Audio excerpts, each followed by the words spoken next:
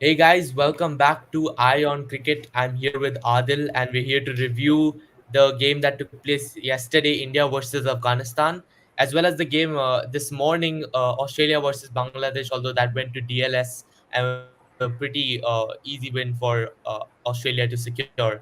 Same goes for the game yesterday, Afghanistan versus India. India put a big total in that first innings to give Afghanistan a difficult time chasing, and that's exactly what happened with Afghanistan really struggling to get off to the good start that they were seeking from that very first ball, and they weren't able to succeed in scoring that total after all. Adil, what are your thoughts on the first part of this game and how India really dominated in the sense with the bat?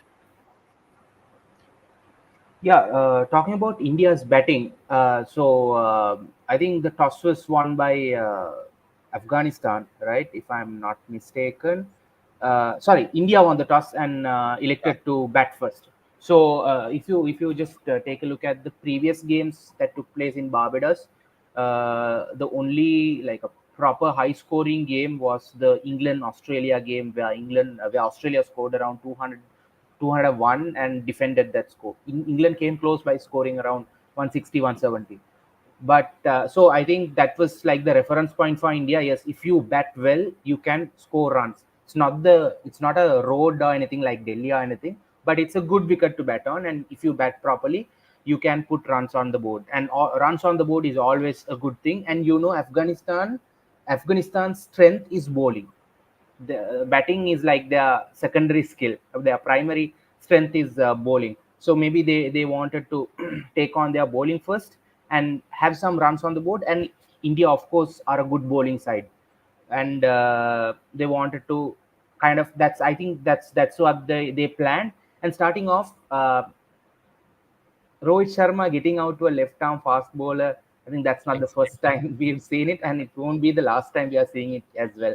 But regardless, Rohit Sharma has been who he is for India cricket, and he has always given that start. So I think that wicket was not a huge setback for India because they had people lined up to come, and even Virat Kohli, even though he couldn't go on to score big score, the short stay that he stayed in the wicket, the intent that he showed. Yes, at the end of the day, the strike rate still reads as 100, but we saw some glimpses of like what Karthik told yesterday, the rediscovered Virat Kohli, or maybe we can say a Virat Kohli 3.0 or something like that. So he did show some intent, and even India had a decent power play, even though they lost Rohit Sharma. Uh, and also, I would say Afghanistan bowling 3 overs of Mohammad Nabi on a slightly damp wicket. Yes, they bowled him in the right direction, making like trying to get the right-handers hit towards the longer boundary. But when Rohit Sharma got out and Rishabh Pant came, they maybe I don't know if they didn't realize anything, but they still took that gamble. It was the shorter boundary for Rishabh Pant, and he took him I mean, he went after Mohammad Nabi, and he scored around. Uh, he got a big over against Mohammad Nabi, which helped India end that power play with a good score. I thought they missed a trick by not bowling Azmatullah Omarzai on that wicket with the new ball when there were two right-handed batsmen. So Fazal Haq Faruqi was great. He took Rohit Sharma's wicket. Mohammad Nabi, I didn't think like that was the best option to go in the power play against that those two openers, two right-handers, even though they were bowling at the longer boundary, because you can still use that ploy towards the end of the innings. The boundary dimensions doesn't change, but the pitch does change. Initially, it was a bit damp, helping Fazal Faruqi. Azmatullah Omarzai would have got some purchase as well, but they opted for the spinner. When Azmatullah Omarzai came back to in the middle, I think he didn't have any assistance whatsoever, and it was just Surya Kumar Yadav show from the moment Virat Kohli got out and the moment Sky came into bat. So kudos to Sky again, and it's his back-to-back consecutive 50s for him on completely different conditions. The previous one was in New York. That's like a not the best venues for batsmen. That's like a worst venue for the batters. And here, much better conditions for batting. Not the best still, but much better conditions. So Surya Kumar Yadav's form will be very crucial for India going forward. Uh, I don't think Rohit Sharma and Virat Kohli is not getting runs in yesterday's game is a big concern for them, because Rohit Sharma has scored a 50 already in this tournament, and Virat Kohli showed some improvement in terms of run scoring, and even terms of middling the ball and tying the ball. Rishabh Pant is in good form. Hardik Pandya came into the party. That was a very crucial knock from him down the order. And even after they lost both Surya Kumar Yadav and Hardik Pandya with around 2 overs left, I thought that was the best opportunity for Afghanistan to keep India to a score which is around 150, 160, or a max 170, which I think would have given a psychological advantage to Afghanistan when coming back to chase it down.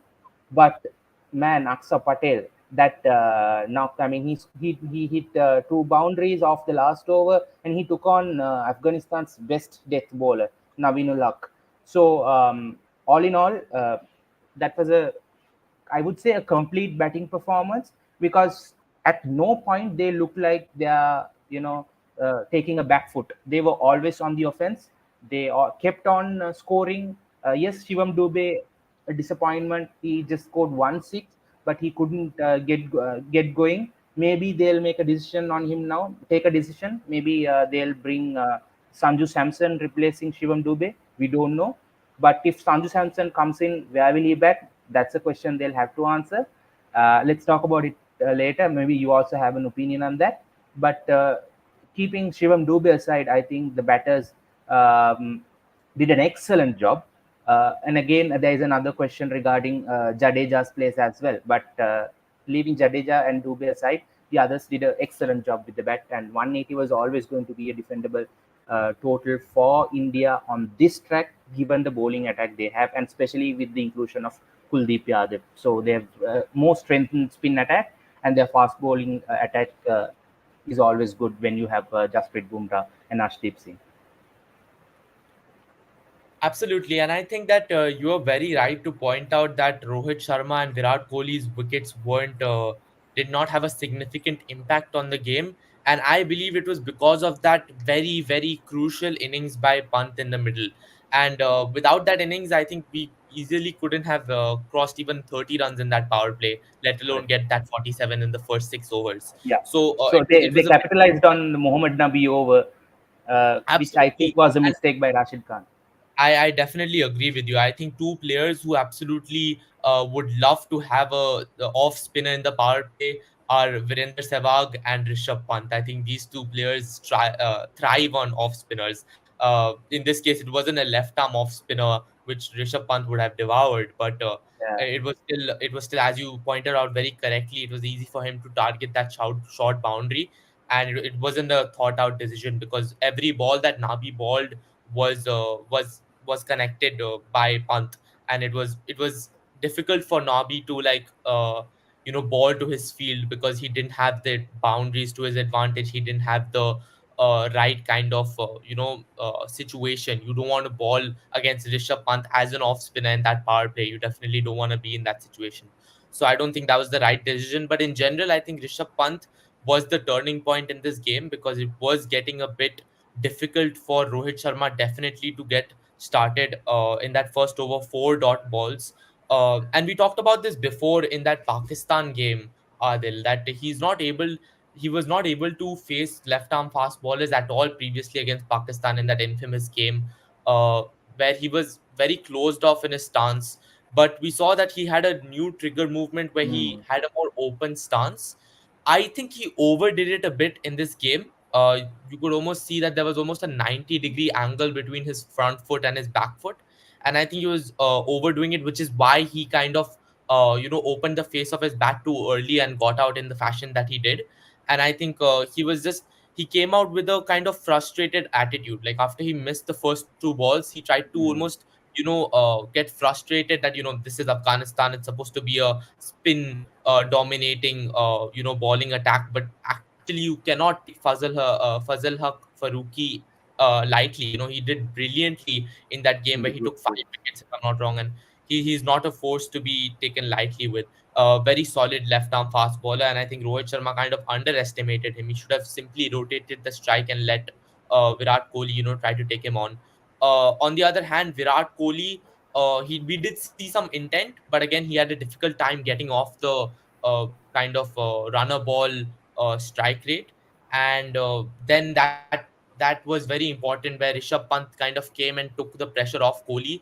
It was a bit unfortunate that the inside out was slightly too flat, or else that was an easy six for him, I believe. And after that point, he could have really converted that into a half century and maybe into a solid 70-80 with a 170 odd strike rate easily, knowing Kohli and knowing that he simply needs those 20 balls to settle in. If you're talking about a more vintage Kohli, obviously, right now in this season of the IPL, we saw him kind of trying to change that approach, and he was very successful with that when he started taking on ballers in the power play, as you should, being a opener. But I think we'll see Virat Kohli try to evolve into this role throughout the World Cup, and hopefully he does, because we do need him for the games going forward. I don't think India have faced a proper challenge in terms of their batting lineup in this World Cup yet. Of course, that Pakistan game Yeah. was a big test for the bowling lineup, and they succeeded, and that's why I definitely wouldn't disagree. And it's not far fetched to say that India's bowling is currently their bigger strength, in my opinion. India have always been a batting side. Our batsmen have always been our strength. The one odd fast bowler that we used to back was Zahir Khan, who was a consistent, Yeah. guy in the squad, in the team, in the playing 11. Other than that, there was no one who was that consistent as a fast bowler. But now our fast bowling attack is looking very, very Mm. deadly. As a whole, Rishabh Pant and Surya Kumar Yadav are holding this batting attack together from the very start of the World Cup. Surya Kumar Yadav, the way he's able to adapt to the pitch is because of his unique style, his ability to play so many different shots all across the ground. That's why he's able to adapt to any pitch. And, as long as he's able to survive those difficult deliveries, he's able to take advantage of even a delivery that's slightly loose and, hit it right in the gap. And that's exactly what he did. So it was a great innings, and what a strike rate as well. The concern of him batting at a low strike rate is completely out of the window. Obviously, that was the New York pitch that he had to change his approach and bat at a more bat in a more careful manner. But now we are seeing that vintage Surya Kumar Yadav.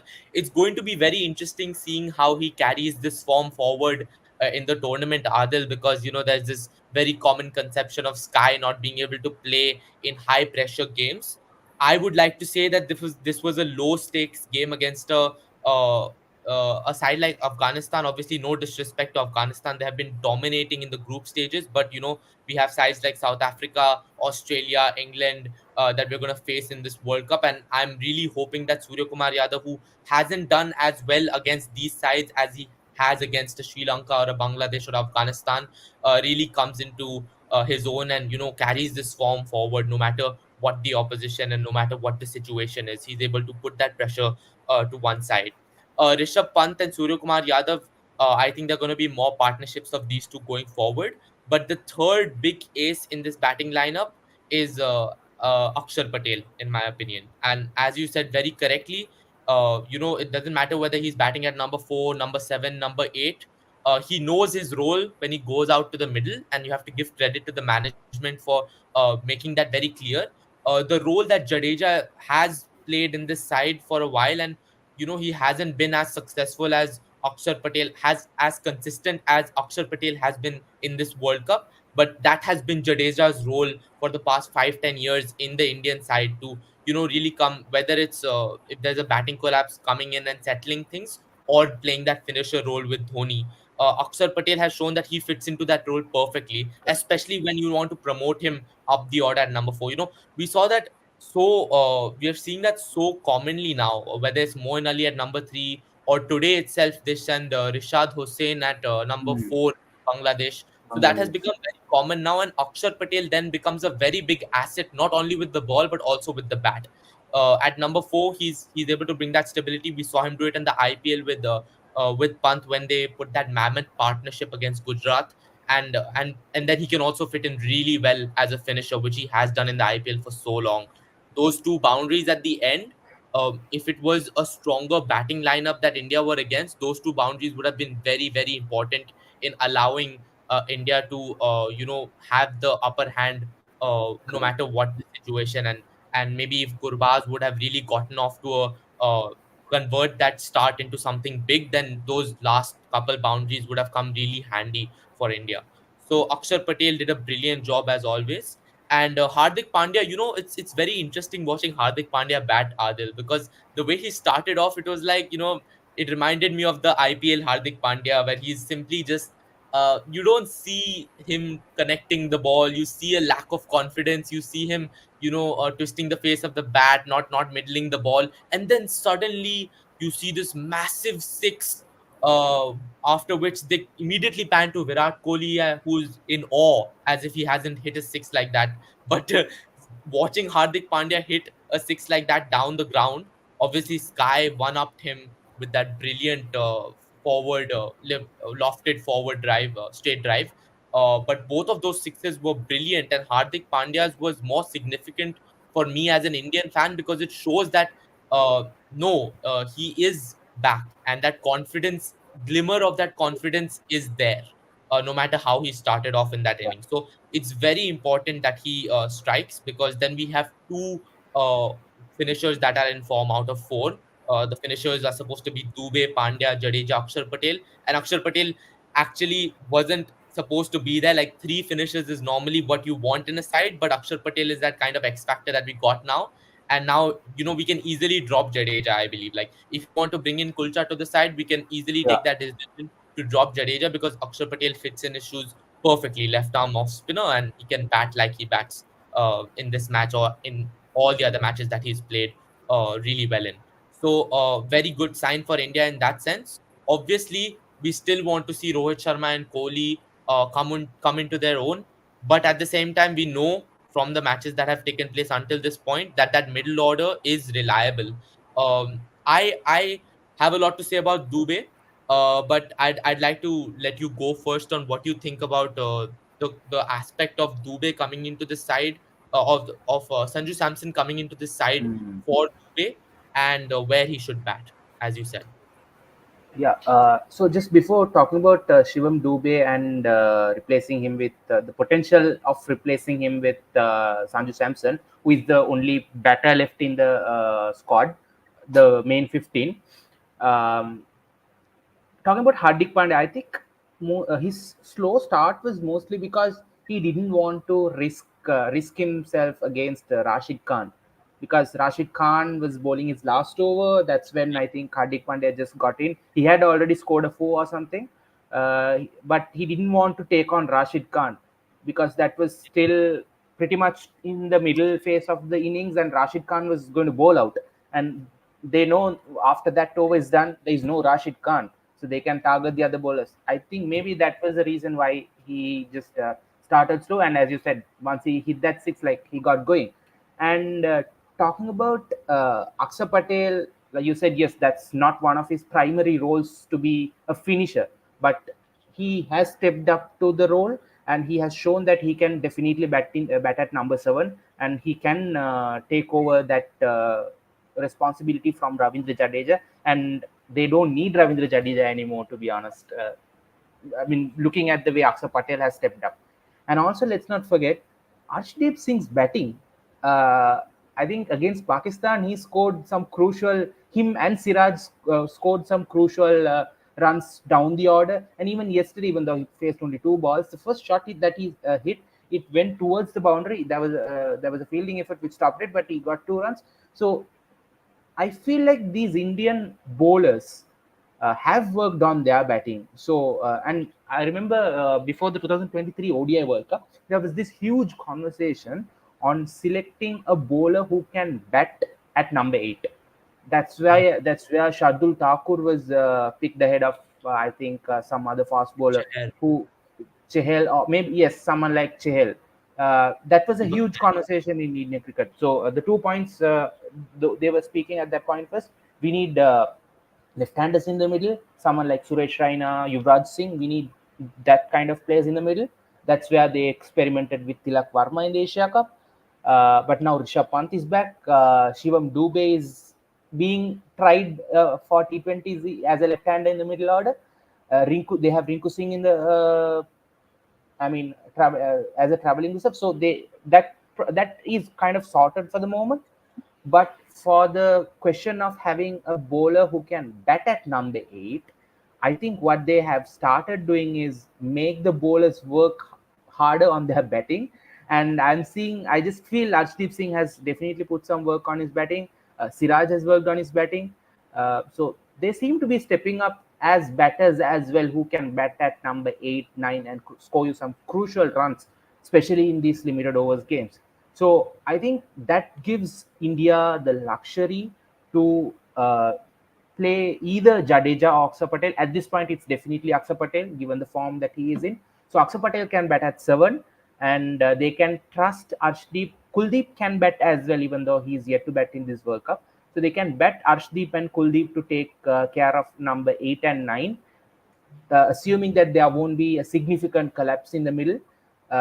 So if you go in that way, if you drop Ravindra Jadeja, you play Aksa Patel at 7, you bring in Chehel and promote Ashdeep Singh to 8. You have Kuldeep at 9, Chehel and Bumrah at 10 and 11. So you have two like frontline fast bowlers, Ashdeep and just Bumrah. You have two frontline spinners, Kuldeep Yadav and Chehel. And now you have Aksa Patel at 7 and Hardik Pandya at 6. So that's your 6 bowling options. And your low order batting is sorted as well. Now comes the question number 5, because you can't tinker the top 4 much. Rohit Sharma, Virat Kohli, Rishabh Pant, Surya Kumar Yadav, I don't think they're going to touch that top 4. So the only spot they have is the number 5 spot. And for that number 5 spot, they have Shivam Dube as an option, who is playing that role at the moment and who has not delivered yet. Yesterday was a great opportunity for him. He started well as well, but unfortunately, he didn't make that count. And then they have Sanju Samson in the bench, and they can also try Ravindra Jadeja if they want, like as a pure batsman, as a bowling option who they can go to if they want. So they have 3 options, in my opinion. Shivam Dube, I think he will not get another go. My personal opinion, I don't know what they'll do. And if you look at where they are going to play their next game, it's in Antigua against Bangladesh. So the Bangladeshi spin attack is mainly based on mainly consistent. I mean, it's mainly based on Rishad Hussain and Shakib Al Hasan, who are 2 And spinners. Mehdi. Mehdi, yes, third option, but I think their main spin attack consists of Rishad and Shakib, who are spinners who take the ball away from the right hand, which will make the Indian management favor a left-hander than a right-hander. So that would be a disadvantage for Sanju Samson. And another point which would stand as a disadvantage for Sanju Samson is he has not batted that low in the order for a long time, even in the IPL. He batted the entire IPL at number 3. Even the warm-up game, he batted at 3. And whenever he got an opportunity to play for India, he most of the time he batted in the top 4, right? Hardly remember any instance where Sanju Samson batted at 5. So India is a team who care about like specialist players for specialist positions. So in that case, if they will play Sanju Samson at number 5, is something which I think is hardly to happen. But I won't write that off at completely, because that's still an option. They can back Sanju Samson and make him play at 5, bat at 5. And that leaves them with Shivam Dube and Ravindra Jadeja at number 5. If they bring in Chehel and stack up the low order, as I said before. So that's still a call. I'm waiting to see what India will do. Will they give Shivam Dube another chance, or will they back Sanju Samson to bat at 5, or will they just take the third option, which I said, which I think could also happen? Play Ravindra Jadeja at 5, because he will give you an extra spin option in case the Antigua wicket becomes like a proper turner. Then in that case, they can simply not bowl Hardik Pandya at all, and they'll have all 4 spinners to bowl. So I don't know if they'll go that way, but that's still an option. But I'll give if I am in that position, looking at the ways Dube and Jadeja have batted in the last few games, I'll just back Sanju Samson to bat at 5 because he's a quality player after all. Yeah, Maybe we and can promote him as well. this I is mean, where I according to the slightly, situation. yeah, this is where I slightly question the Indian selectors' approach, because looking at how they started off this World Cup, it's quite clear what their strategy is. You know, they're going to open with Rohit Sharma, Virat Kohli, and then they're going to try out Pant at number three. If he doesn't work out, the direct replacement for Pant is Sanju Samson, because Sanju not only Samson. does he fit at number three, he's also the backup keeper. Keeper, you Sky need a at keeper, number, exactly. yeah, Sky at number four was pretty much set because of how he's Mhm. performed. Yeah. Shivam Dube was the bet that they were taking. Everyone else in that batting order is pretty much solidified. As I said, Pant was a bit of a bet, because that's why they had Sanju Samson in the squad. But then look, who are you more likely to drop from this 11? A Shivam Dube or one out of Rohit Sharma and Virat Kohli? Obviously Shivam Dube, right? Correct. So Yeah. why would you have someone like a Yashasvi Jaiswal then? Obviously, I'm in no way discrediting the performances of Jaiswal, because he's been absolutely brilliant, and I would even take the very controversial opinion of maybe promoting him in, like, if Rohit Sharma wasn't the captain, and in a hypothetical world we were living in a world where Virat Kohli was still the captain, there was a slight possibility that Jaiswal might have been opening and Rohit Sharma might have been at number 5, or might not have been in the playing 11 at all, the way his IPL went. So that could have been a possibility, and honestly, I would go for that anytime, the way Jaiswal is playing. But realistically, I don't think Jaiswal could ever fit in that number 5 spot. Neither can Sanju Samson. These are both top order batsmen. So there is Yeah. no direct replacement for Shivam Dube in this squad. And now we are stuck in a very, very predictable situation where you have to go with Shivam Dube. I don't think it's a good decision to promote Sanju Samson ahead of Dube. Maybe if they go with a new approach, and this will be interesting for the Bangladesh game, where they send Samson at number three and Pant at four, because Sky at 5. um, other than uh, other than Hassan, they only bowled their two other spinners in the power play. Like in the game today, in the morning, Yeah. they bowled Hassan for the first over and the over, if I'm not wrong. So other than that, I want Pant to be facing the spinners for sure, and it would be great if he could face Hassan, because that's his strength. But You if mean he's at number Rishad, right? Rishad Hussain, right? no, I'm talking about Hassan, Mehdi Hassan. Okay, Mahdi. Okay, Mahdi Yeah, Hussain. Mahdi. Yeah. He balled a bit in the power play in the game against Yeah. Australia. Hmm. So ideally you want him to be facing that, but assuming that there'll be no early wicket, where which there shouldn't be. Rishabh Pant at number four is not a bad choice for the Bangladesh game specifically, and to see how Sanju Samson kind of fits into that number three side, because Bangladesh's strength is definitely not their fast bowling, and it'll give a good opportunity to Sanju Samson to really take on some of those fast bowlers, because he has a very good chance of getting off to a good start. Maybe they can even try Jaiswal at number three. So rather than going for a direct replacement at number five for Shivam Dube, now that I know that I have another left hander who can fit into that number five spot, and yes, I'm Hmm. talking about Akshar Patel, I think you can then put someone like Sanju Samson or a Jaiswal at number three, and maybe bring Pant down to number four for this particular game. So that would be my playing 11 for this game. And Yeah. obviously, I had Jadeja and bring in Chahal. I want Kulcha in the Yeah, second. as you were saying, that option of bringing down Rishabh Pant, because I completely forgot Yashasvi Jaiswal. I mean, apologies for that. I completely forgot that they have a backup batsman in Yashasvi Jaiswal. If they are okay to bat him at 3, which he has never done even in the IPL, he has Yeah. opened the batting all through since his debut. They can maybe, yes, keep Sky at 4, bat Rishabh Pant at 5, Hardik at 6, and Akshar Patel at 7. That's a possibility as well if they are okay to drop Yashasvi Jaiswal one spot, or maybe they can swap Jaiswal and Kohli as well. Maybe Kohli has batted now at number 3 all his career. Uh, so yeah, they have that option, but let's wait and see how it goes. Yeah, depends on the fall of the wickets, but you know that spot for number four can switch between Pant and Sky. Like if I see a lot of spinners, both the spinners coming into the attack, and there's a loss of a wicket, then you definitely want Pant out there. Hmm. So that Correct. that can depend. And Pant's wicket is also quite volatile, so that won't really be a issue for India. in choosing that number 4 spot. Other than that, you talked about Arshdeep Singh's batting. I hope we don't get to see more of that in this tournament. I really want Virat Kohli and Rohit Sharma to show what they're made out of. We shouldn't even be talking about Pant, Surya Kumar Yadav, Sanju Samson. This tournament is supposed to be about Rohit Sharma and Virat Kohli. They are our two best batsmen by far, and they haven't clicked yet. So, what you're saying about their wickets not being as significant, it's true, but that should definitely not be the case. They're in Yeah, the dressing room laughing.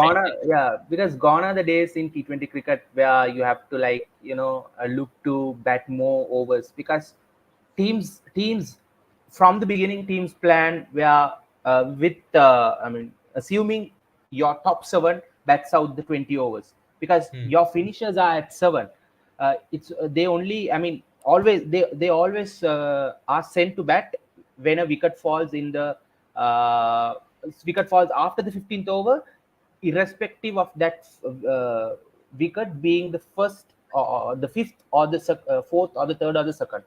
Because Hmm. imagine Rohit Sharma and Virat Kohli bats for 14 overs. Would they be Then you still want to try out sending that. Rishabh Pant or Surya Kumar if when you have someone like Hardik Pandya, or let's Yeah. say they had a Rinku Singh at number seven, they had him in the option. They would definitely send him, right? And we saw KKR doing that. Yeah.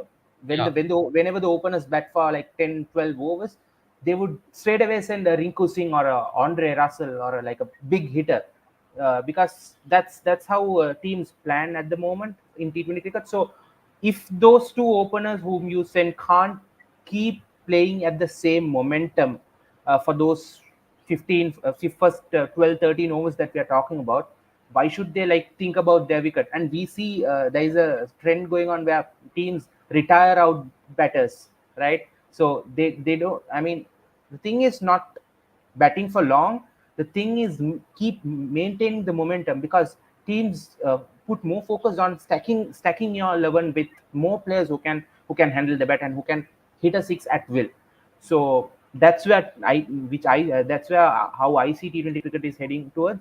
So so yes, when No, you have the options, just show the intent. I mean, go after the bowlers. If you can keep the same momentum and score at a rate of 150 plus for around 10-15 overs, that's like the that would be the greatest in T20 cricket a pair of batters can perform. We are yet to see such a performance. Maybe we saw some glimpse in the IPL with assisting tracks, of course, but teams will be capable, or batters will be capable to do the same on wickets like in Barbados as well in the future, because that's where the batters are upskilling themselves, and I'm pretty sure that's where T20 cricket is headed to. yeah, I mean that Abhishek Sharma and Travis Head duo for SRH was completely unfathomable the way they were striking the ball, and that's the kind of batting that I want to see from Rohit Sharma and Virat Kohli up there. It's an interesting decision to send Kohli opening. Obviously, after an IPL like that, you are very well in your rights to make that decision, Yeah, and he's yet to show what he was in the IPL. So waiting for that, as I've said. Other than that, I did want to make a point. When you said retiring out batsmen have become common, at first I thought about that you were saying something else, and I'll get to that. But yes, that has been common, and it's very true what you said about the roles in T20 cricket changing, and then you still being able to understand what your role is when you're going out there in the wicket to play. And that's something that Akshar Patel has done brilliantly, as you've yeah, said. 100%. But one retiring that I would like to fantasize about is the possibility of Jadeja just maybe facing a minor niggle and Rinku Singh entering the squad, because we desperately need him after that string of low scores from Dubey. So hopefully we see something. Maybe shouldn't hope for something like that, but maybe it does happen. Other than that, Afghanistan started off with Gurbaz playing his signature Yeah, shots, stepping out to fast bowlers. Been very successful with it in the past, whether it's New Zealand or any solid opposition. He's able to come down to the best of the bowlers and strike them. But I think it wasn't the fact that he came out to Bumrah in terms of the bowler. Like, he's taken on top world class bowlers He's come down the crease to them and hit them over their heads. But it's the fact that Bumrah has such a brilliant bowling IQ that he knew that he was going to come down the crease. He did that to Arshdeep twice already. He bowled it wide, just like a spinner would ball a wide ball if he Yeah, knows the bat is and coming he down the crease. took the pace off And as well. exactly. So he basically became a spinner, and Yeah, that's the perfect way to ball to a batsman like that, and he was rewarded accordingly. So, a very very smart way to get Gurbaz out, who I thought was the biggest threat in this yeah, lineup because of the way easily. he played against New Zealand. That 80 And was yeah, absolutely brilliant. he's in top Yeah, form. Razai, Zadran, all of these Naib itself, Naib, the way he's able to strike the ball, that a cameo from Naib would have been very dangerous. Mm. All these batsmen were very capable of playing well. But I think not only in the second innings, but throughout this match, we saw the same thing that we've seen against many small oppositions that play India on a big stage like a T20 World Cup or a Champions Trophy or any big ICC event. It's that fear, it's that anticipation, it's that intimidation of going against India, where you're not only going against giants like Virat Kohli, Rohit Sharma, and this big team, but you're also going against their fan base, and there's so much pressure on you. That was very clear in their fielding as well. Gurbaz made so many blunders behind the stumps, and he's a great keeper normally, but he wasn't great. He wasn't at its Pant, best. Their Pant ground was field, dropped in the power play as remember. I think it was yeah, Mohammad Nabi's third over. Naveenul Haq, I guess it was dropped Naveen Pant. Ulhaq dropped him at the boundary. Yeah, Very easy catch, correct. I believe, but Yeah, yeah. it was sloppy fielding. Even ground fielding, they weren't able to grab onto the ball in their first try, and they made a lot of blunders. There were a couple run out opportunities as well, Mm. I believe, but they simply slacked off. And I think that's the pressure of going against a side like India. Afghanistan is still not used to it. They're a young they're the youngest team in this World Cup, and I feel like sometimes they underestimate themselves because they perform really well, and they do have the potential of even after two quick wickets as Zadran and Naib carrying that innings forward. But it just felt like they didn't have hope the way they were batting, and they didn't back themselves to take on the Indian bowlers. And yeah, I would like to add something about Afghanistan's batting. So, if you compare their batting performance in this World Cup and the 2023 ODI World Cup, so let's start with this ongoing World Cup. Their best batting performance to date in the 5 games they have played so far was came against New Zealand. Let's keep aside their performance against Uganda, where they scored around 150 plus. Let's keep the Uganda game aside. But if you look at the West Indies match and the New Zealand match and this game, so they flopped against West Indies. They were chasing around 160, 70 or something. They couldn't chase that down. Afghanistan against New Zealand, they batted first and they put up a really, really good total. And if you take a look at that match, it was purely because of the opening partnership. Gurbaz Mhm. and Ibrahim Zadran, they both of them scored 50s. Someone at number 3 also scored a good cameo, and that's how they got that score. But if you look at the game against West Indies and this game, there was an early breakthrough. Early wicket fell down. Against West Indies, Gurbaz scored a bit, but Zadran got out. But here, it was Gurbaz himself who got out, and there was an early setback. So it the same thing happened to India as well in this same game. Then they had let's keep Rishabh Pant aside. They had someone like Surya Kumar Yadav to uh, guide that innings by maintaining a good strike rate. Like you can't say, I mean, you can't compare Surya Kumar Yadav, or you can't compare a Gulbadin Naib with a Surya Kumar Yadav, because Surya Kumar Yadav, he won't blast you to all corners. He has his own style of playing. If you take Australia, in the middle you have someone like Glenn Maxwell, who has both gears. He can play this Gulbuddin Naib type innings. He can also play this Surya Kumar Yadav type innings. And if you take England, you have in the middle, you have this Harry Brook. You have now Johnny Bairstow is adapting to that role in the middle. Back in the day, they used to have Owen Morgan, they used to have Ben Stokes. So this middle order batting is an art. So you just always can't rely uh, to survive these middle overs with batters like Gulbuddin Naib, or even Azmatullah Omarzai has the potential. He's getting there. He's getting there. But Gulbuddin Naib, I guess, is more a pinch hitter at the top or a finisher. Ibrahim Zadran, I think that's why they wanted to drop Ibrahim Zadran one spot down and try to strengthen that middle order, because they saw what happened against West Indies. That didn't work for them. But hope Ibrahim Zadran steps up to that role in the future, in the future games. And I wanted to compare this performance with their performance in the ODI World Cup, right? Yeah. So think about the batting lineup they had in the ODI World Cup. So they not only won games with bowling in the ODI World Cup, they put up good totals. If you take the games that they won against England, against Sri Lanka, and even against Pakistan, Rahmat Shah and Hashmatullah Shahidi, they were the backbones together with the two openers, Gurbaz and Ibrahim Zadran. And though they made sure they bat for around 30, 40 overs with decent enough strike rates. That's ODI cricket I'm talking about. You have Yeah. 300 balls. Then you had, of course, you had the finishers down the order. Even Azmatullah Omarzai batted at number 5. So you have a solid middle order who can bat for a longer period with decent strike rates. But unfortunately for them, Rahmat Shah and Hashmatullah Shahidi, forget Hashmatullah Shahidi, even Rahmat Shah cannot be placed in a T20 lineup, because Hmm. their strike rates, or their striking ability is okay for an ODI, but maybe not enough for T20s. So that's a huge weak link I see in Afghanistan. Unless I mean, apart from that, I mean, I think they have really good bowlers.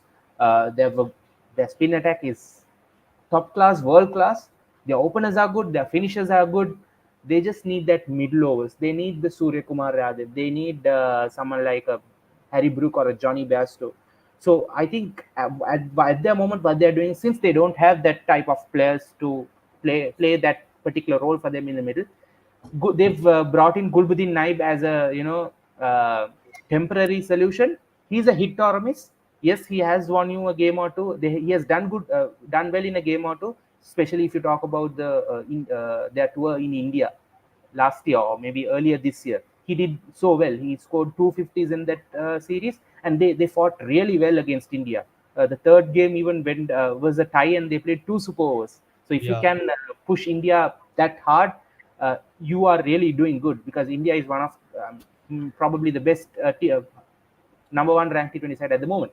So I think that's the weak point Afghanistan need to address, and they are trying to. They have invested on Azmatullah Omarzai to step up to that role in the future. And I think trying to make Ibrahim Zadran bat one spot down the order is also something with a vision towards that line.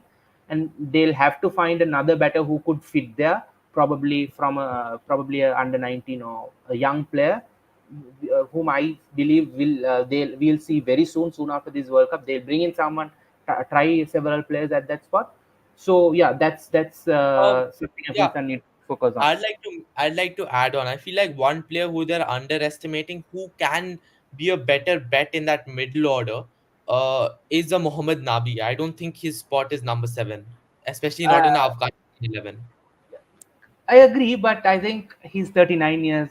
For how long is he going to play? So maybe they Definitely just for this don't. World Cup, if they gave At him least, a role at similar least. to Matthews in Sri Lanka, then he could have fitted in that middle order and strengthened it, because at number 7 Correct. he showed some potential. Like that runner ball innings was the kind of innings that Afghanistan needed, but at that point it was kind of too late. So if he would have come at number 4 and tried to steer the innings, he's 39 years old, but the advantage of that is that amount of experience he has and the Experience. amount of Correct. maturity he has, that no matter how many fast wickets you lose, you're able to steer the innings from there, start fresh, and try to score some big runs after you settle in.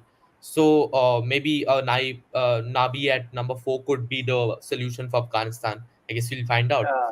And Other even Gulbuddin Naib is still 33, so maybe they want him to kind of adapt to that role and play them a few more years at that spot. Maybe I don't know if that's their vision. Uh, but yeah, that's a weak point. I think Afghanistan will be trying to address very soon, or else it will be hard for them to compete against. Yes, they'll beat the lower ranked test teams, but it will be hard for them to beat the top 4 5 teams. For sure, especially with the factor of the added pressure, you need players who are experienced as Correct. well as skilled to be taking on bowlers of the caliber of Bumrah or Akshar Patel.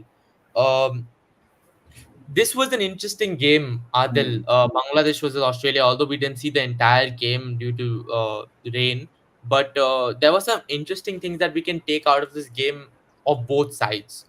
First of all, important players, man. Litan Das, Shanto, the captain himself.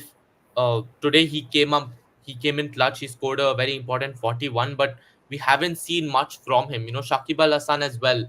These are supposed to be the leading batters of this side, but they have all been easily thrown aside by the way Hridoy is playing. He's been the role model for this team in the sense of how one should bat, no matter what pitch it is. He's batting better than all the experienced batters, as I mentioned, Litan Das, Shanto, Shakib Al Hasan, all of Mahmudullah also.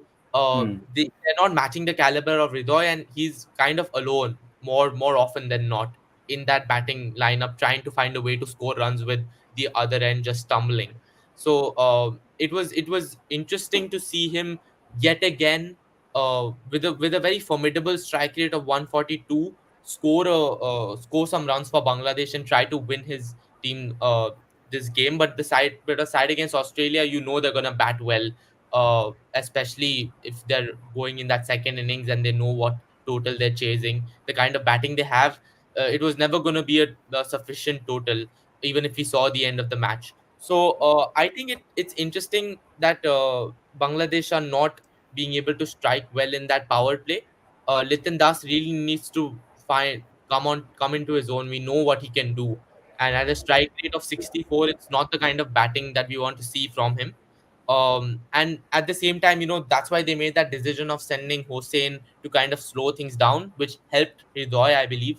So even though he didn't last long, um, so it's going to be interesting. I don't think Bangladesh have any chance of even entering the top four if they Yeah. don't sort out their batting, especially that top order. So they need to make sure that they craft partnerships, and Hidra is not left on his own. Other than that, I think Australia bowled quite well. Hats off to Cummins. He took a hat trick and he didn't even know it. That was quite amusing. He later told everyone that I actually didn't know that I took a hat trick, and the way he got Hridoy out, that last ball was also like easy, and that was the biggest wicket that Australia took. So Pat Cummins definitely showed that maturity. Again, I question this from the beginning of the World Cup. I don't know why he wasn't the captain. Mitchell Marsh, I understand the only reason why he might be the captain is because his place is pretty much cemented at number three. They don't really have anyone else who can bat at number three. That's why. But Yeah, they other have than that, Cameron Green in the Cameron Green and Josh Inglis, but yeah, yeah, Cameron actually, Green Cameron maybe. Green, he's pretty much flexible to bat anywhere. So I agree with you. He's better than Mitchell Marsh at number three. And before going into this World Cup, the kind of IPL he had, I wouldn't even have cemented his place in this side in this playing 11. So it's interesting choice to make Marsh captain over Cummins. Very very interesting. Cummins have been very very successful for Australia. So I don't know what they were thinking there, but. What did you think about that decision to make Mitchell Marsh the captain? Okay, yeah. So that's actually interesting. So if you think of, okay, how they have this taken this whole transition of moving from captain to captain. So let's start with Tim Payne, who was the Test captain. He was ODI captain. Temporary Aaron, captain. yeah, he was temporary Test captain, and Aaron Finch was the ODI and T20 captain when Tim Payne had to step down due to some issues. Then there are two options. There are two vice captains in Test cricket. were Pat Cummins and Alex Carey. So it was like out of Alex Carey and Pat Cummins, I think Pat Cummins was like the obvious choice for the Test captaincy. And when Aaron Finch retired from both, from international cricket after the 2022 T20 World Cup, Yeah. they obviously had to appoint a captain for the limited overs, and they did not have any cricket lined up for a long time. It was all test cricket for them, so they did not rush to appoint a captain. I think even Pat Cummins was appointed as ODI captain just very close, was appointed very close to the ODI World Cup. Before that, they had a tour in Australia, in South Africa. Let me check who actually captained that series. If I'm mistaken, Mitchell Marsh captained that series. Uh, Let me just quickly, because I think Mitchell Marsh was South Africa, you said, huh? yeah, Australia tour of South Africa in 2023. That was just before the ODI World Cup. The Yeah. series where Henrik Klaasen, remember, scored Yeah. 160 or something in a game. Yeah. Pat Cummins was not the captain in that series for sure. Pat Cummins was not the captain exactly. So he was not appointed as the full time Australia ODI captain by then. So let alone T20s. I mean, they did not have a captain for T20s. Yeah, it was Mitchell Marsh in T20s, and in ODIs it was Mitchell Marsh again. So I think that's where this decision comes from. So Mitchell Marsh was like the next in line for the limited overs captaincy at that time itself. Like when Aaron Finch gave it up, I mean retired. So when Aaron Finch during Aaron Finch's tenure, Matthew Wade was the T20 vice captain. Remember, he led Australia in a World Cup game as well when Aaron Finch didn't play. So he was, because he was the vice captain. So obviously they didn't go to Matthew Wade because he is a bit older than Mitchell Marsh, and Mitchell Marsh would be a long time investment in terms of captaincy. But for me, the real surprise came when they appointed Pat Cummins as the ODI as the captain for the ODI World Cup, Mhm. because Mitchell Marsh led them to South Africa in both ODIs and T20s. Glenn Maxwell was not part of any of those squads. I thought Glenn Maxwell was an option for them. Yeah, Glenn Yeah. Maxwell was withdrawn. I think Glenn Maxwell, if I'm not mistaken, Glenn Maxwell was the original captain for the T20s. I'm not sure. I'm not sure. Anyway, Glenn Maxwell did not take part in that tour. So I thought, yes, they've appointed Mitchell Marsh as the captain for that tour for both ODIs and T20s. Maybe Glenn Maxwell is their other choice. Pat Cummins would stick to Test captaincy. That's what I, as a fan, thought. But they entrusted Pat Cummins with the ODI captaincy, and he delivered, and they won the World Cup. So Mhm. for me, that was the main, like, okay, surprise decision. But after that, yes, after Pat Cummins did well, yes, someone could think, why shouldn't they give him the T20 captaincy as well? But that's where Australian management, their decision making, their planning stands out. They, unlike us, South Asian fans, and even South Asian managements, to that matter, they don't go with recency bias. I think they already have plans set out. They might be already having a plan for their uh, time ahead of this World Cup, time after this World Cup, because after this World Cup it will be Ashes, and maybe not a lot of international cricket in terms of limited overs. So that will be a time for them to try and like test new players, because most of these players in this squad are almost heading towards their retirement. David Warner, he has already announced it's his last limited overs tournament. He'll retire after this. So Travis Head will probably be partnered by either Cameron Green or Mitchell Marsh at the top. So Yeah, that will happen. And they'll bring in players like Josh Inglis. They'll get more consistent. They'll get games more consistently.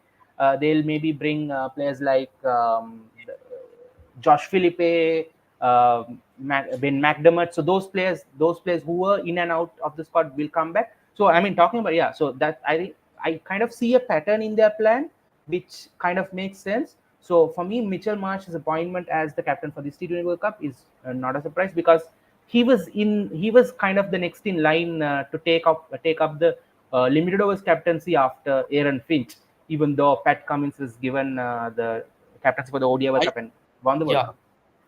No, I think the way his form has been recently, form plays a massive factor. Massive factor.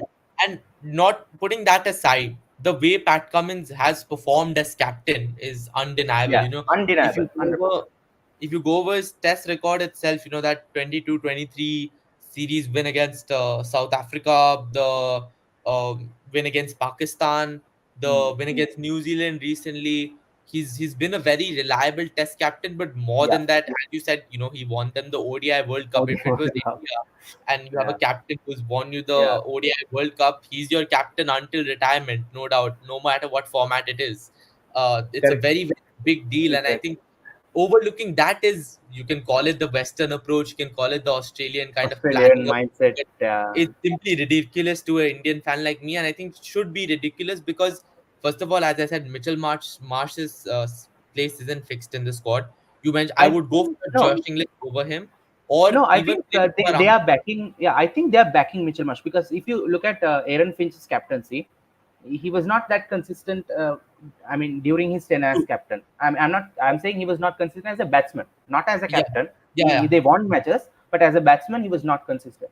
Mhm. Uh, David Warner, yes, he's a much more proven candidate than Mitchell Marsh, but he has had really really bad patches in the recent past. If you take the 2021 T20 World Cup, which they lost, that before that T20 World Cup, he was completely out of form, and that was the tournament he got his form back, and he ended up being the man of the tournament. And if you look at that World Cup, it was Mitchell Marsh who played a significant role in that World Cup after David Vaughan, including the man of the final performance against New Zealand in the final.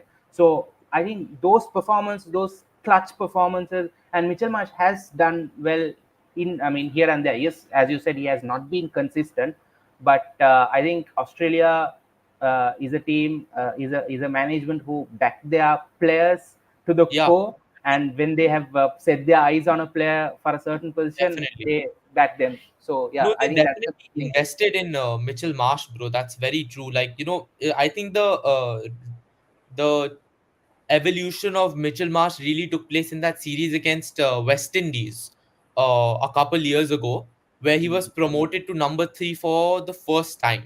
If not, Mitchell Marsh was seen as a all rounder who, with a finishing role, who used to come at number six. Like mere 3 4 years ago, no one would have imagined to promote him at that number three spot. Yeah, he was out of the squad I mean, he was in and out of the squad, but Yeah, if you but that remember series, back, I yeah, a he was period seen where as Steve Smith, balanced all rounder. But that yeah, series really cemented his uh, role as a batsman at number three who can score 50s, because that series went really well for him against West Indies. He correct, consistently scored half centuries. So that was kind of the turning point. But that only happened, if I'm not wrong, 2 or 3 years ago. And if you look at players as a whole, yes, David Warner hasn't had the best of patches. Neither has Mitchell Marsh. Glenn yeah, Maxwell, the way he's performed for you in T20 internationals. Let's put Pat Cummins to a side. Glenn Maxwell and David Warner itself, I will argue, is very easily better players and better captains because they have more captaincy experience. Whether it's Warner captaining Sunrisers Hyderabad to winning the IPL, or Maxwell even captaining Punjab Kings, and also, if I'm not wrong, Melbourne Stars on multiple occasions. So both of them are much more experienced in captaining, and their side, the place in the side is much more cemented in comparison to Mitchell Marsh. As you said, there's so much talent in Australia that I would argue is better than Mitchell Marsh at that number three spot. One name that comes to mind is Chris Lynn. The way his BBL went, I know they've tried him out before on multiple occasions, but a talent like that is undeniable because He's just a very seasoned striker of the ball. So it's very fun to watch him, especially in the BBL. And I think he could have been an interesting addition at number three, like a kind of an X factor. So there And are options that are better. That's why I would have gone for a Pat Cummins. But I would like to also talk about the opening combination. Going into hmm. this World Cup, we knew this was going to be deadly, and I will not hesitate to say that these two batsmen are the best Australian batsmen, that best True. that Australia have right now. And they really showed that the way they dominated that power play was like just a masterclass. And Travis Head, he got out in that seventh over, but it was obvious that he did his job. Uh, we know what Travis Head is capable of in high pressure games. He's not simply going to stick around for the power play. He can play the entire innings if he wants, and if he does, then it's an easy win for Australia. So that's going to be a very big challenge for any team opposing Australia to get a breakthrough in that power play and get one of these two out at least. If not, if they form a partnership, it's going to be a long day for the opposition. Yeah, agreed, 100%. And since you talked about the openers, let's not forget that they overlooked a player like Fraser McGurk, who had a stellar IPL, and everyone thought he would open for Australia in the T20 World Cup, but he was not even picked in the squad. So that's the level of like planning Plan. and backing the players that they think they have already like picked.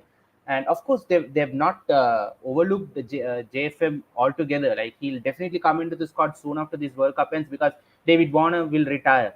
And Yeah. even though he makes the squad, I don't think he'll get a spot in the playing 11 right away, because they'll definitely start with Cameron Green as an opener, or maybe even promote Mitchell Marsh to open with Travis Head and bat Cameron Green at three. Because see, they did not hesitate to move Steve Smith from number four to a opening slot in tests, just because they wanted. I mean, and you know why they did that?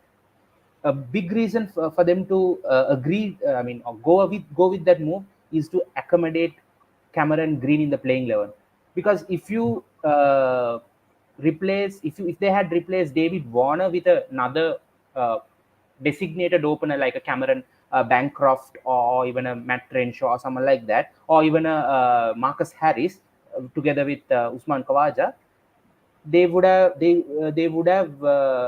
yeah, they would not have been able to accommodate Cameron Green in the playing 11, because their number three is Manas Labuschagne, and Steve Smith would have continued to bat at number four, and their 5, 6, 7 is sorted. Travis said Mitchell Marsh and Alex Carey. So they go to that extent to accommodate the players that they have next in line. So Mhm. that's why I was like going to say Mitchell Marsh's decision was like, for me, I see that as a long term planned move. And I just shared a scorecard with you. So that's a tri series in Zimbabwe back in 2014, which was which involved Australia, South Africa, and host Zimbabwe. Just look at that scorecard. Mitchell Marsh at number three. That's the first time they tried Mitchell Marsh. I remember during this time. So in this series, towards the latter half, Mitchell Marsh did perform well. I think Mitchell Marsh got injured or something, and they promoted Steve Smith to number three. So this series played a massive role in Steve Smith being the Yeah, top order batsman he is now as well. that So he's this is a been very out. significant series. So I mean, see, I mean, what I wanted to highlight is Mitchell Marsh was always in their plans as a future leader, as a top order batter. So Mitchell Marsh eventually getting to that position is, at least for me. I mean, at least for me, is not something to be surprised, because they invested in him, and Yeah, it was this a is what. very long Yeah, term plan actually. Like, from 2014 straight to around 2020, 2021, until that West Indies series, we always thought of Mitchell Marsh as a even batsman and a bowler, a bowler, bowler who can correct. bowl 4 overs. Yeah, But then suddenly he was used as this number three batsman it's consistently not sudden. in the Yeah, it's not operating side. sudden. It's not sudden. Yeah, I was It was always a contender to bat at number three. yeah, because they had so That many they people did. in the middle, Yeah, like Darcy correct. Short, and like they tried Yeah, so many people, yeah, and then finally they gave Mitchell Marsh that cemented spot at number three. Like yeah, they tried him out before, but that was something that was big, and that's when Delhi Capitals picked him up as well, and then yeah. gave him that number three That's three. spot. So that's when he really started to thrive as a batsman. So I think it's his evolution as a batsman has only recently began in comparison to players like Warner and Glenn Maxwell, which is why I would back them over Mitchell Marsh. And I think there's better players in my opinion. Obviously, Yeah. Australian side has a different view, and they're going at this with a much more And calculated if maybe perspective. I just want to also bring up another press conference which I think went viral. This is around 2016-17. Mitch Marsh made a comeback to the test side. He scored a century in Perth, his home ground. And maybe this was after 2021 T20 World Cup final or something. I'm not sure. Either the 2016 or 17 100 in Perth, or after the T20 World Cup final, Man of the Match award winning performance. So in the press conference, I can't remember what was the question, but he said, Australians don't like me because I've not lived up to their expectations, and I hope I can win them all. I hope I have started to win them back with this performance. So I'm not sure which after which performance he said this, but there is this clip for. So even for the viewers, I'm inviting you, just go and search for it on YouTube. You'll find this press conference where Mitch Marsh says, not in exact words, but a similar thing. So yeah, I mean, Australian Yeah, cricket is really hopefully really for interesting. Australia, Mitchell Marsh finds his form again, the kind of form that he had in that West Indies series and in that Yeah. first season of the IPL, as in that number 3 spot. So hopefully he finds that again. But it doesn't seem like they need him at this point with players like Travis Warner, Head, Head, Maxwell, Marcus Stoinis in that game against Stoinis, yeah, uh, very very well. Afghanistan, yeah. if I'm not wrong, right? Oman, literally saved them against Oman, Yeah, yeah, and Oman's great. another game I think it was against another, maybe Namibia, or maybe even England. Like he did really well. Marcus So Stoinis is doing really well. Yeah. he So didn't even there, get a central contract this year. He was left out of the contracted the list of contracted players, and he I think the time that Cricket Australia announced the list of contracted players, and his century in Chennai, if you remember, in the IPL, chasing down yeah. nearly 200 or something, he came at number 3 or 4 and scored a brilliant 100 in at the Chepauk Stadium against CSK, and it was the same time period. So, and I think the interview, was it Harsha Bogle or someone, they asked about the contract issue, and he said, I mean, I'm all fine with it, because if the management thinks they need to move on with younger players, I am totally fine with it, and I'm still available for Australia, and playing for Australia would be my priority. And man, what a comeback! This World Cup has been a stellar, has been like brilliant for him. Yeah, I wouldn't say it was a comeback because I think he should have always been in that Australian side no matter what, because of the way Yeah. that he's come in clutch for them, for Delhi Capitals, Lucknow, for Melbourne Stars, the way he's Mm. opened for Melbourne Stars. So he's so flexible as a player, and he's once again a player who was like Mitchell Marsh in the sense that he was seen as a even bowling batsman option, and then he really clutched and completely transformed his identity to become that batting powerhouse that he is today. So, very strong batting I think lineup. Marcus, yeah, I think Marcus Stoinis also had a go at number 3 at some point of his career, just like Mitchell Marsh had. So Australia always back their all rounders to bat in the Yeah, I top mean, order. if you have fast bowling all rounders, it's a blessing because you should definitely try to invest in them. So it's a very smart decision by Australia. In India we have that one fast bowling all rounder, and we put all our bets on him and we hope that he performs well. But he's strategically a very important player who should perform. And Australia is blessed to have a plethora of fast bowling all rounders in the last couple decades. So they Correct. definitely have invested in them. So it's Yeah. great because it brings a lot of balance to their side, and that's why Australia is one of the top sides. Talking about the top sides in this World Cup, the next game is going to be big because South Africa, a side that I think has the most balanced batting lineup and the best role fulfillment in the T20 Mm. World Cup, is going against a powerhouse like England. In that last game that they played against the US, what really stood out to me, Adil, is that the roles were very clear in the sense that Decock and Markram were supposed to play the first 10 overs as aggressively as possible. Decock playing, taking that role of the aggressor, and Markram more of an anchor role, but not completely getting bogged down. Creating that partnership, we haven't seen Riza Hendricks strike in this World Cup yet, but they haven't felt his absence because of Hmm. the way that Markram is able to steer that top order innings. But then the most impressive part of their batting lineup is that middle order, because they have Klaasen and Stubbs, two And David very Miller. and David Miller. Obviously, you cannot forget him as the primary finisher. But Klaasen and Stubbs are in charge of really forming that partnership, which is what they exactly did on Hmm. multiple occasions. And at the same time, they are such great strikers of the ball. They're such mature finishers, and that's exactly what you need in a World Cup like this. And in high stakes game when your top order has collapses. So Klaasen has shown a level of maturity, especially in pitches like New York, that is very commendable. He's known as an aggressor, but he's able to Hmm. come and settle things down and create partnerships and put up big scores for South Africa. So that's very, very smart batting from Klaasen. And that's why I think the roles are very clear that Klaasen is supposed to come in and really, start a new kind of approach to the innings where they're going to later on really use those last couple overs with Miller and Stubbs with that scoop shot, which he loves, which he absolutely destroyed Luke Wood with in the IPL, and he did so against US at the end as well. They're able to really then take advantage of those last couple of overs because of David Miller and Tristan Stubbs, and how they're able to calculate their innings so well that they know which bowlers to take on, which shots to play. They have so many in the bank to choose from that they are the perfect middle order, in my opinion. Klaasen, Stubbs, and David Miller. I don't think it gets better than that. No, I don't think any other team in this World Cup has a better middle order in terms of skill ability. Of course, they've got the experience, and they complement each other so well. Like Klaasen is easily the best spin hitter at the moment in the world.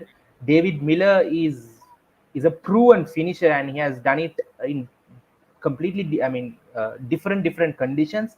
So condition doesn't matter to him. And Stubbs is like this new kid in the block, who does wonders and who has great potential. So as you correctly said, they're a great middle order, and that's their strength, definitely. But and towards the beginning, I think their top order was a bit fragile. They were easily two down, three down within the power play. But the last game against USA, where Decock and Markram scored runs, especially Decock's half century, I think that's a It was big. great that's a great plus for South Africa going forward, because they'll be facing England and West Indies. Like they'll be the toughest oppositions they face in this World Cup, uh, up to now, because they've not faced any opposition who are better than England and West Indies up to now. They Yeah. just faced Sri Lanka, Bangladesh, Netherlands. Nepal game was tough. They almost lost it, but still, you would rate England and West Indies higher than them. Even USA also gave them a good fight. So I'm really looking forward for tonight's game. Two equally matched sides. England, yes, they just survived the group stage. They almost got eliminated, but somehow they came back. I think they are now kind of slowly identifying their combination correct, because initially they had Will Jacks at three, Johnny Bairstow at four. That's like four openers in your top four. Hmm. It's just Harry Brook at number five, who's a like a proper middle order batsman. But now what they did is they dropped Will Jacks and brought in Sam Curran. So which means they have Johnny Yeah. Bairstow who can bat at three or four. They can, if they want, they can send Moeen Ali or even Sam Curran at, at number three or four, depending on the bowlers in the opposition. If they want a left hand at that point, and they have Harry Brook, they have Livingston to finish, and of course, whoever is left, Moeen Ali or Sam Curran can do the finishing as well. So England batting is looking good. South Africa batting, we just spoke how good they are. Even the two bowling attacks, even though quality wise, I mean quality and name wise, on paper South Africa has the better attack. Given the form and England's experience of playing all their previous games in West Indies, they've accustomed to the conditions a bit better. So I would put both bowling attacks on the same side, and even the spin attacks. Shamsi, Adil Rashid, two quality spinners. Moin Ali and Keshav Maharaj equally well, equally good. So it's going to be a really good contest. Yeah, just on the topic of Will Jacks, it's a bit of a shame that he isn't getting a chance to play in this 11 because, wow, what a talent! Am I Wow. right? Because Yeah. we talked previously about how Hardik Pandya wanted to play out that last over as if it was a test match and as if he was facing Shane Warne in his absolute prime, trying to defend the ball and sometimes failing to even defend the ball. Well, there was one player. I mean, you can say it was the pitch, but he absolutely demolished Rashid Khan in the IPL when he scored that innings. Kohli in the other end, whenever Kohli is reacting in a manner that's absolutely ridiculous, some good cricket is being played, and that was an innings that is probably one of my favorite T20 innings. I can't lie because of how he took on Rashid Khan, a I, bowler like Rashid Khan, and you're hitting him continuously for sixes like that. It will be a bit of a shame if he isn't given a chance to play against a spin bowling attack like Shamsi and Maharaj, which I would rate slightly higher than England just because how good Shamsi has been in the recent years and hmm. Maharaj's ability to adapt to the conditions which we have seen already in this World Cup. Both of them are a bit slightly more deadly in my opinion. And it would have been interesting to see if Will Jacks would have successfully taken them to the cleaners. So that is something Yeah. that they. The only way But I see Will Jacks coming in again is as a replacement for Phil Salt if he fails. But I think could be. England will stick to the 11 they played Yeah, I mean, against West you Indies. can't blame England because Johnny Yeah, Bairstow at the moment is looking. You send him at $1 million.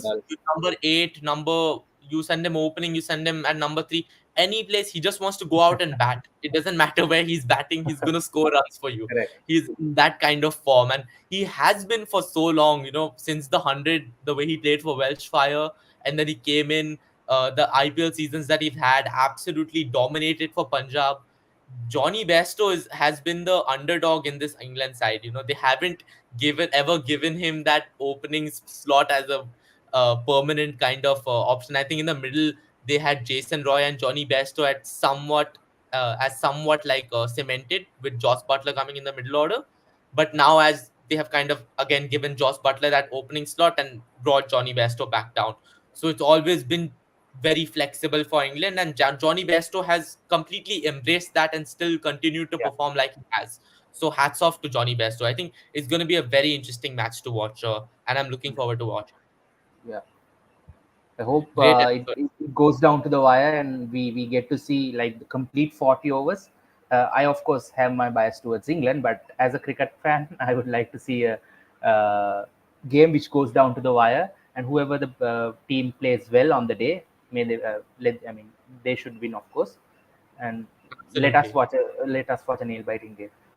Yeah, looking forward to it and looking forward to covering the rest of this World Cup, watching it with you guys. Stay tuned. Thank you for watching. Thanks.